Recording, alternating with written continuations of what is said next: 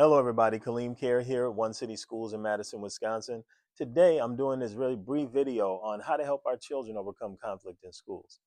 Today, I was at the state capitol for some meetings. And while I was there, I had a conversation with a colleague. And we were talking about the challenges that their child is having in school with some of the behavior of kids in school. And I was like, Lord, I've seen it. My own kids, I have 5 of them. They've been through it. We have children that go through it here at One City Schools.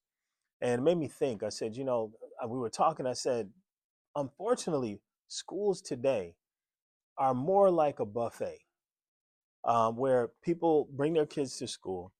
They're choosing the school that they want their children to go to. Oftentimes, we choose the classroom that we want our children in the program.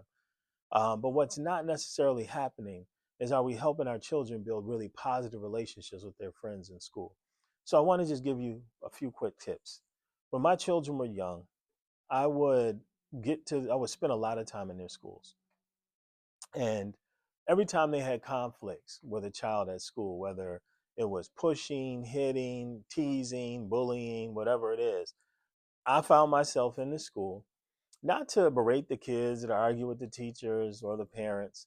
I would try to get to know that child. Just come in and say, hey, how you doing? You look good today. Like your coat, like your jacket. So I can get a little smile on their face. So then so first I would try to say positive things to those children. Second, my goal was to get the children's parents to meet them so we could go on a play date. We could go hang out. I would take the kid that they were having conflict with, play basketball, play soccer, go to a movie, just go get us something to eat and sit down and chill. And I would do things always so that they could interact with each other. I would say positive things. You really like this about this person, or you really like that about that person. I would get them to start to find joy in each other instead of conflict. And then the third thing that I would do is make sure that the teachers and the people in the school where they were working understood how I was helping to build those relationships, and I maintained my presence in that school. So, one of the ways we can help our children overcome conflict is by mediating the conflict by getting those kids together outside of school.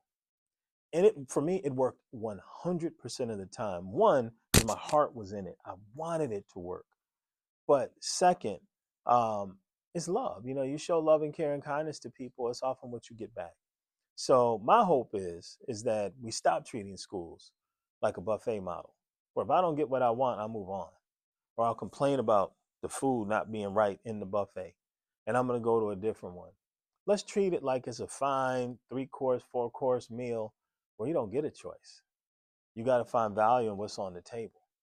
And so, what I hope is that our parents, our community members, that we do more to help our children build positive relationships in school. And the worst thing we can do is just leave. When my kids having these issues, I talk to the teacher. They're not fixing the problem. Remember, it's community responsibility. It takes a village. They're not fixing the problem, so I'm out. See you. I talked to them. They didn't fix it. Or I talked to the parent. I yelled and screamed. We argued. How are we helping to build the relationships that our children need in school and outside? We get them together, y'all, we can make it happen. You'll see a lot of conflicts dissipate if you take the time to do that. Thank you so much. Peace out.